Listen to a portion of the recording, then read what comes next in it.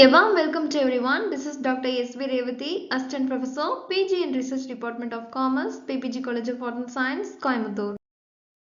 In this video, we are going to learn about meaning and definition of promoter, duties of promoter and functions of promoter as part of the Company Law and Secretarial Practice course. Now let's see the meaning of promoter. When we talk about promoter, we mean the person who first get the idea to start a business. This person does not wait for the company to be formed. Instead, the promoter takes initiative and begins all the work needed to create the company. The promoter plans the business, prepares the required documents, arranges the necessary funds and complete the company registration process. In fact, all these activities are done before the company legally comes into existence. So we can say that the promoters play a very important role in the initial stage of a company. They are the ones who bring the company into legal existence.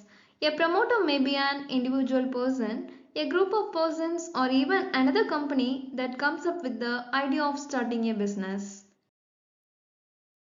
Next, let us understand how the Companies Act defines a promoter. According to Section 2, subsection 69, a person is treated as a promoter in three important situations. The first situation is if a person's name is mentioned as a promoter in the company's prospectus or in the annual return filed with the register, that person is clearly considered as a promoter. The second condition is even if a person is not formally named but has direct or indirect control over the company's affairs, such as controlling decisions as a shareholder or director or any other capacity, that person will also be treated as a promoter. Then the final situation, a person who may not hold an official position but influences the board of directors by giving directions or instructions is also regarded as a promoter. But it is important to remember that professionals like lawyers, chartered accountants, or consultants who give advice only as part of their professional duties are not accepted as promoters under the Companies Act 2013. Now let us discuss the duties of promoter. Since a promoter plays an important role in the forming of the company, the law expects the promoter to act honestly and responsibly. The first duty of promoter is to disclose secret profit. A promoter must disclose any profit made from the transactions with the company. Actually, promoter is in a position of trust, so making secret profit is not allowed. If the promoter earns any profit, it must be clearly disclosed to the board of directors, shareholders, and through the prospectus. If non-disclosure of such profits considered as a breach of duty. Then the second duty of promoter is not to make secret profit. Yes, promoters do not have any rights to earn secret profits. For example, if a promoter sells his own property to the company, he must fully disclose all material facts including the profit made. If the promoter hides the information, the company has the right to recover the undisclosed profit from him. Next duty of promoter is to use public money only for stated objects. When a company raises money from the public, that money must be used only for the purpose stated in the prospectus. If the company wants to change its objectives, a special resolution must be passed. Then details must be published in a newspaper and on the company website also. And dissenting shareholders must be given an exit options. These actions ensures transparency and protects investors. Next duty of promoter is duty toward dissenting shareholders.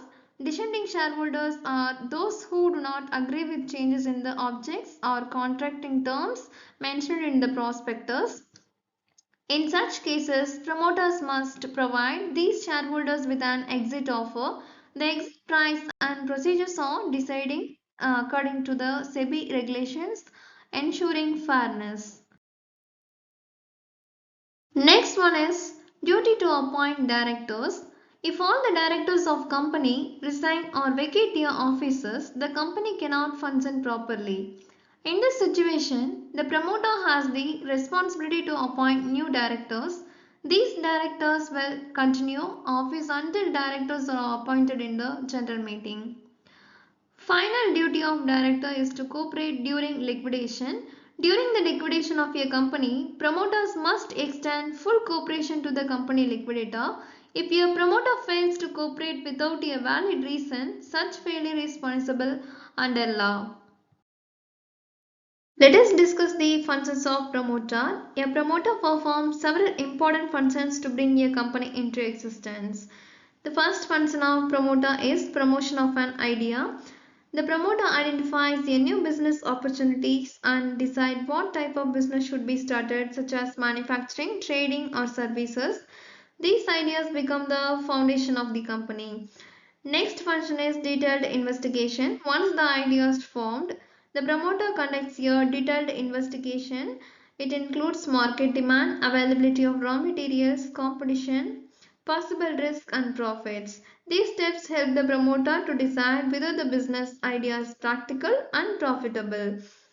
Next function is verification. After the investigation, the promoter verifies whether the business is legally and financially flexible. It means checking legal requirements, license, government approvals, and financial flexibility before moving forward. Next function is assembling. In this stage, the promoter brings together all the necessary resources. It includes land and buildings, machinery and equipment, skilled employees, technical expertise. This process is called assembling. Next function is financing the proposition. The promoter arranges the required capital for the business. The funds may be raised through shares, debentures, loans from banks or financial institutions. The final function of promoter is from presentation of the proposition. The promoter presents the business proposals to the public and potential investors. This is done through a prospectus which explains the company's objects, financial details and future plans.